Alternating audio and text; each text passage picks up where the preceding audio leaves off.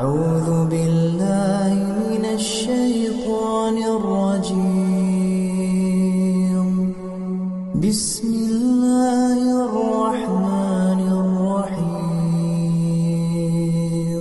إنما المؤمنون الذين آمنوا بالله ورسوله ثم لم يرتابوا وجاهدوا بأموالهم وأنفسهم في سبيل الله أولئك هم الصادقون.